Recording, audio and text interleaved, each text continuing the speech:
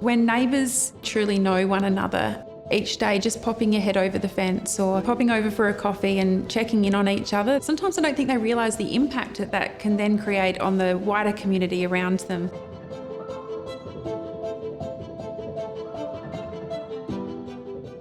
Stories from My Neighbourhood has been about local people who in big and small ways have made an important difference in their neighbourhood and in their community.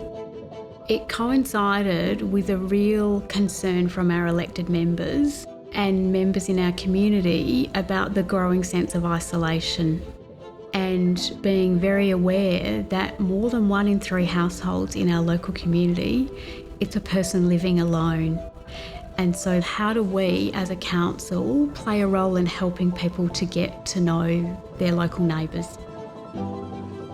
One of the ways that we thought we could do that was actually by creating a set of films which showcased how people were just that little bit brave, how they reached out and they connected with people in their local community, and how that led sometimes to lifelong friendships, choirs, cafes, street parties.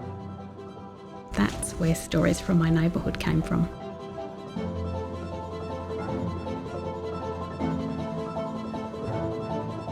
The poor community is very strong, always has been. Look, it's early stages now with the Blokes group.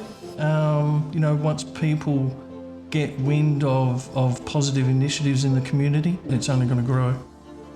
This is a great opportunity for blokes down the port to just get together and have a talk and have a yak. Being social is a great start to actually looking after yourself. Being outside in the fresh air and walking, it somehow calms me. It's really a conduit to, meet new people and different people.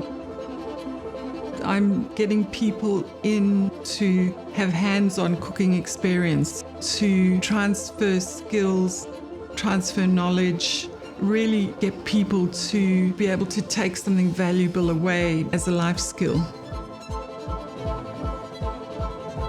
Even when I was homeless, I was still giving to other people. When I finally found a house, not far from that house is a homeless bloke.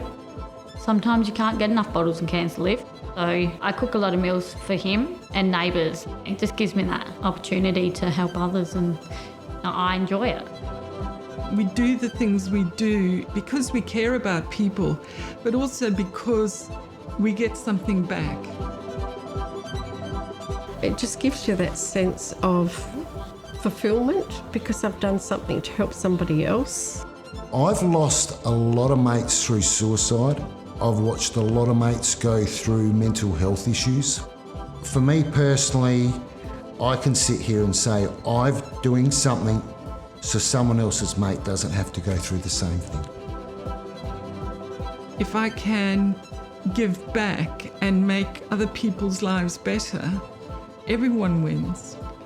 If you scratch below the surface, I think you'll find everyone's on the same page.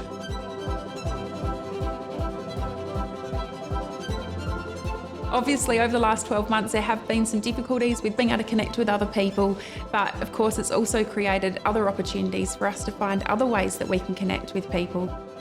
COVID has forced all of us back into our neighbourhood, into our local area, and to take a greater interest in our neighbours and places around us. Some of the best things that have come out perhaps are people spending more time together and relying on each other, baking, telling a story, just reading. People have become happy with the smaller things in life. There are great things that can come through in challenging times.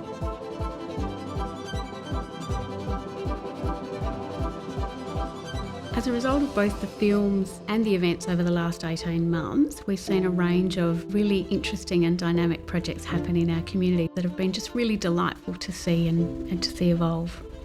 So I'd really like to say thank you to all of the community members who have been part of these films and those who have encouraged others to be part of these films. It's just such a privilege and a pleasure to be able to share life with others.